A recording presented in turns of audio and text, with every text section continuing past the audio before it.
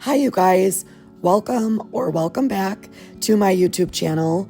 I did take a little break for a few weeks as my daughter recently just graduated from high school, and I wanted to celebrate that, enjoy that, and of course, there was lots of planning and activities that came along with it. But I did want to share this makeover with you guys that I did back in the month of May. I was working with Melange Paints on a campaign called Paint Green for Awareness, and it was for Mental Health Awareness Month, where we asked fellow furniture painters and refinishers to use any shade of green and fill up their feeds with green in support of mental health awareness. I was limited on time, so I needed to choose a piece that I knew I would be able to do quickly, and this was the perfect candidate. It really didn't need a whole lot of repairs, and I absolutely love these pieces because they're very versatile. They offer lots of storage, and with some paint and some new hardware, you can give them a completely different look. I did ask my followers on Instagram to help me choose a color. Here's a few that I was looking at by Melange Paints. All of these I have, I had in my stash, so I didn't have to order new paint. Two of these I have used before, and two of these are brand new colors. So I was really leaning towards using one of the new colors. And ultimately, I chose Evernight Grove. Stay tuned to see it in that color. First things first, let's get that outdated hardware removed.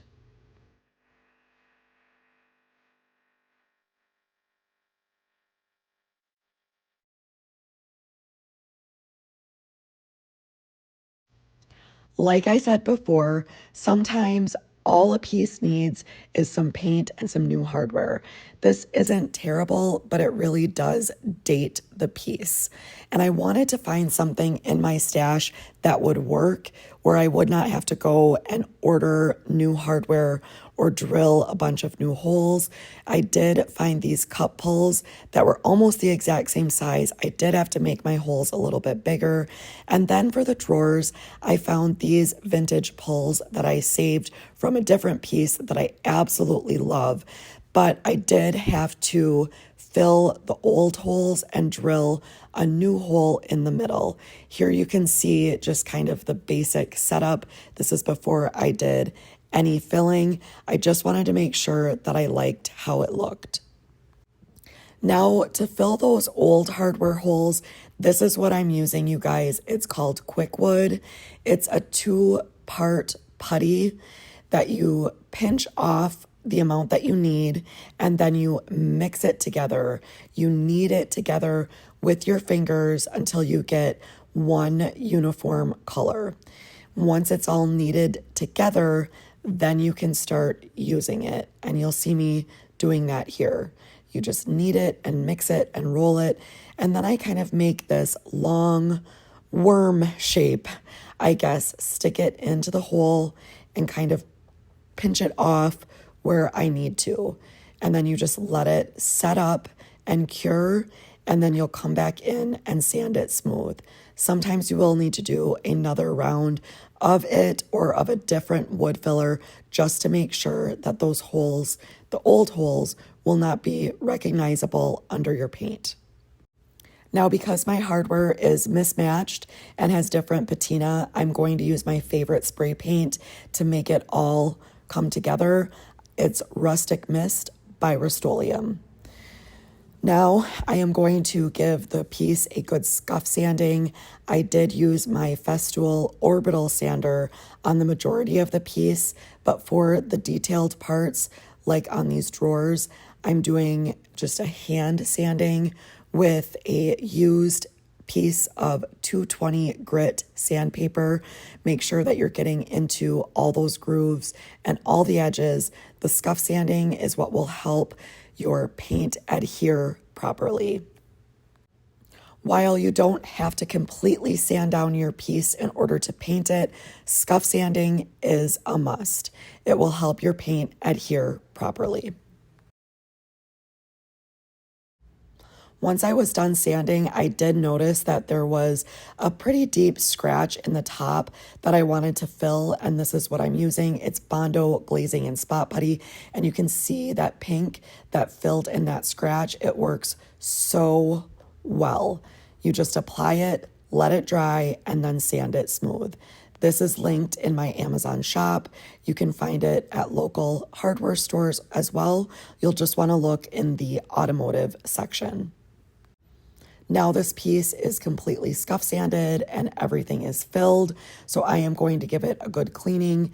I am using my favorite cleaner. This is Anvil by Melange. It's a cleaner and degreaser in one. It's a non-foaming or non-soapy formula, so you don't have to come back in and rinse it again with clear water. I love using it. You can literally feel the difference in how clean your piece is after using it. I did give the inside of the piece a very good cleaning as well. Typically for that, I use good old Dawn dish soap and water. Before I get to painting, I want to make sure to tape off the drawers, and don't forget about putting some tape on the hardware holes of your drawer so that the paint doesn't drip down into the drawer itself. Once everything is taped off, then it's time for paint. And you guys, ultimately, I went with the color Evernight Grove by Melange. It is such a beautiful, unique shade. Now, I know it won't be for everyone, but it's definitely for me. I love green in general, but I especially love the earthy olive green in this color. It also has some like brown undertones that just makes it very unique and warm. And it does look different once it's dry. So don't let this scary first coat of wet paint scare you. You'll see it at the end. It does dry much darker, a little bit more rich and deep, and you can see more of the brown tones in the final product. I am using my favorite brush. This is the Rachel, also by Melange. It's my go-to brush. I use it 99% of the time. I love the grip. It's easy to use. And this paint is so good, you guys. Self-leveling, no brush strokes, primer and top coat are built in.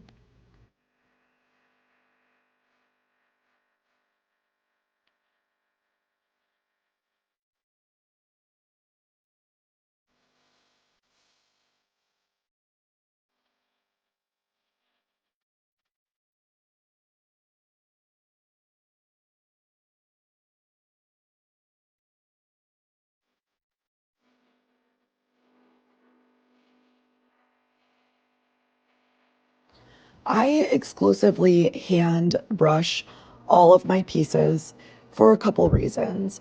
One, I love it. I find it relaxing. It's almost like a form of therapy for me. And I know that I'm not the only one that feels that way.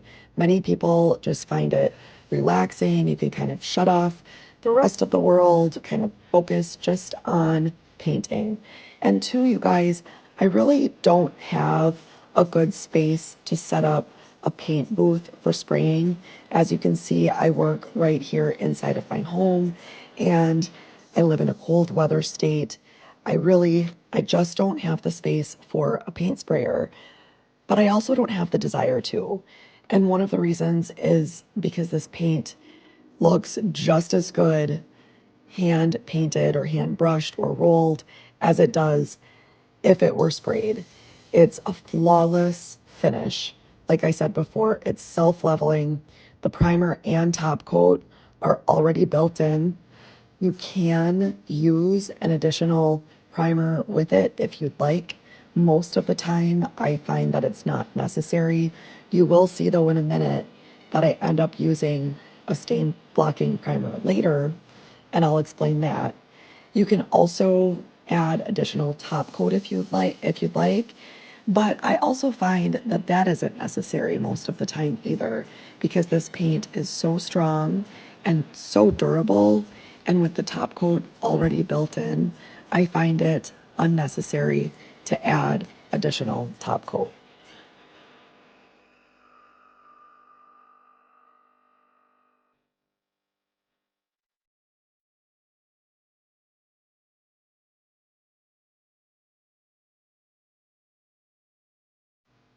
And yes, I am painting right over top of the hinges on this piece. I personally like the way it looks, and this paint adheres really nicely, so I'm not worried about it. One of the things I hate doing is removing doors and replacing hinges. Okay, here's where that stain blocking primer comes in. After that first coat of paint dried, I could still see the area where I had sanded the old hardware holes smooth, and I kind of went down to raw wood. So I just took some of my stain blocking primer by Melange and just primed those areas.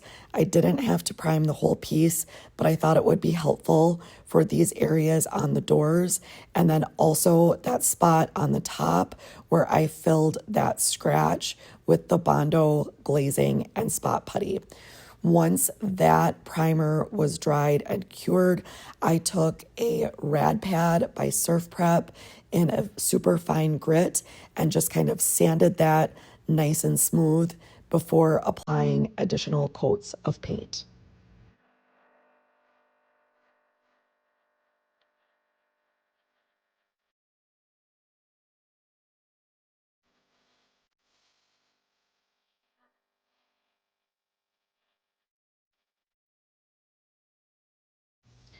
And here is the final coat of Evernight Grove going on.